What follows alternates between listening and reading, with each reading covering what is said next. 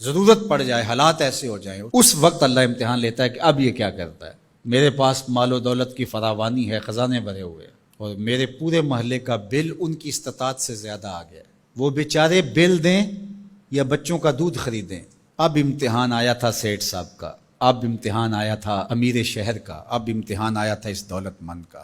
امام شافعی فرماتے ہیں نقص اموال کا مفہوم یہ ہے، اللہ اب پرکھتا ہے کہ اب یہ تجوریاں کھولتا ہے یا اب یہ موقع سے فائدہ حاصل کر کے مزید دولت اکٹھی کرتا ہے۔ جب دولت اوپر سے بھی آ رہی ہو اور بندہ آگے بھی خرچ کر رہا ہو، وہ امتحان نہیں ہوتا، اس لیے کہ اوپر سے بھی آ رہی ہوتی ہے اور بندہ آگے سے بھی خرچ کر رہا ہوتا ہے۔ جب دروازے اوپر سے بند ہو جائیں، حالات اس طرح کے ہو جائیں، اب اگر وہ خرچ کرے گا تو اب نقص اموال کا اندیشہ ہے۔ تو کہا یہ تھا امتحان، اللہ دیکھتا ہے کہ اس امتحان میں کون پورا نکلتا ہے، یہ اللہ آزماتا ہے۔ اس وقت آزمائش ہے امیروں کی، غریبوں کی تو ہے ہی ہے۔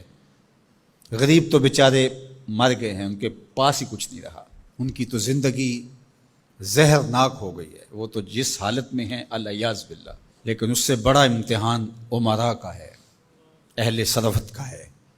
یہ ہے ابتلا جو امام شافعی فرماتے ہیں۔ فرمایا اس موقع پر نفلی خیرات کر کے وہ اپنے بھائیوں کو، رشتہ داروں کو، گلی محلے کے لوگوں کو اب کیا وہ مدد کر کے ان کو مشکل سے نکال سکتے ہیں، اور اب وہ نکالیں گے تو انہیں خود بھی ڈر ہے کہ ہم بھی کمزور ہو جائیں گے، ہم بھی ان کی لائن میں کھڑے ہو جائیں گے۔ اللہ فرماتا ہے یہی تو ہم نے تم سے امتحان لینا تھا، اور اگر تم امتحان دے دیتے، کامیاب ہو جاتے، تمہیں اس لائن میں نہ آنے دیتے، ان کو بھی اٹھا کے اللہ اوپر کر دیتا۔